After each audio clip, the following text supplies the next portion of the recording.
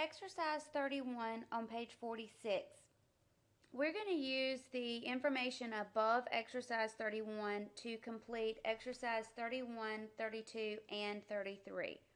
So for exercise 31, we're asked to complete an income statement using the information given.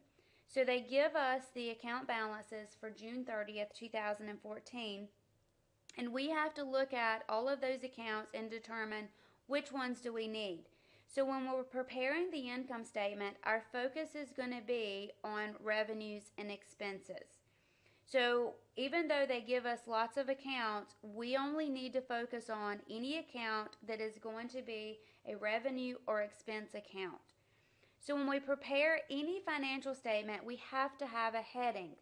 When we have our heading, the heading is going to include the name of the company, the name of the statement, and the time period. Our time period for the income statement is going to be for a specific period of time. It may be for the month ended, it may be for the year ended, it may be for the period ended. It is just for whatever time frame we have. So what we're looking at is we're asked to prepare the income statement for the month ending June 30th. So the only thing we're going to see on that income statement is revenues and expenses for the month of June. So our heading is going to include the name of the company, the name of the statement, and then the month ended June 30th. That means we have things for June 1st through June 30th, 2014. We don't have anything prior to June, anything after June, other than, for these revenues and expenses. So what we have to do is look at the accounts listed. We have equipment, which is an asset, office supplies, which is an asset, notes payable, which is a liability, rent expense, which is an expense account that will affect the equity of the company, cash, which is an asset, dividends, which is a retained earnings account. It's an equity account that's going to affect the retained earnings. Service revenue is an equity account that is going to affect the retained earnings. Accounts receivable is an asset. Accounts payable is a liability. Retained earnings, June 1st, is very important to make note of that.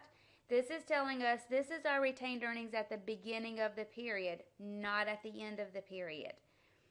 Salaries expense is an equity account that is going to affect our retained earnings, and common stock is an equity account.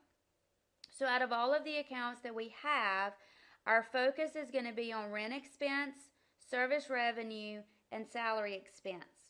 All of the other accounts are very important, but not necessary for the income statement.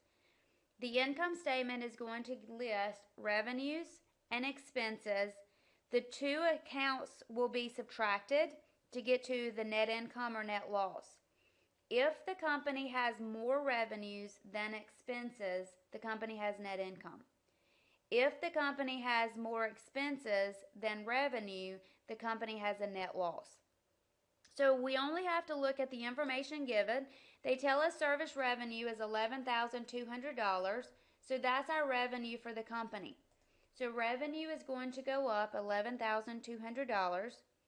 As our expenses are going to go up, as we incur the expense for rent and for salaries, that's going to cause our total retained earnings to go down.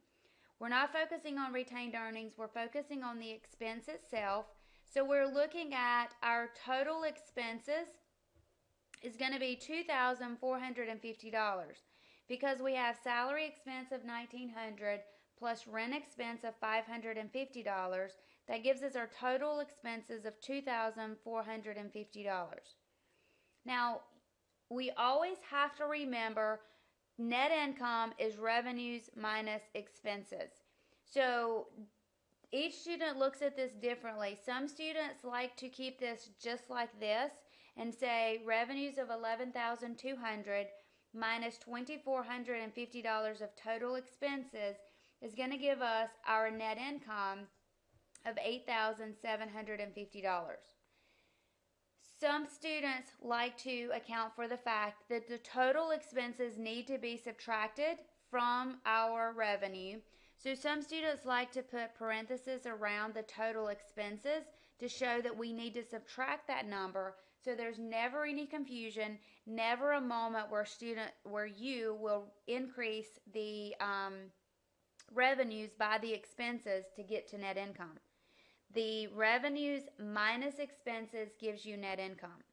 So you decide which works best for you. Do you like the expenses in total to have a negative amount through the parentheses to show you very quickly that you need to take revenues minus expenses, or is that something you can keep in your head? The expenses themselves are not negative. We're looking at the expenses cause our net income to go down by $24.50. The second requirement says, what does the income statement report? The income statement is going to report the revenues and expenses for a specific period of time. For our period of time, it is June 1st through June 30th, 2014.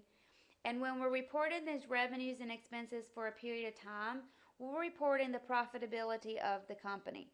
We're reporting how much of a profit has this company earned during this specific period of time.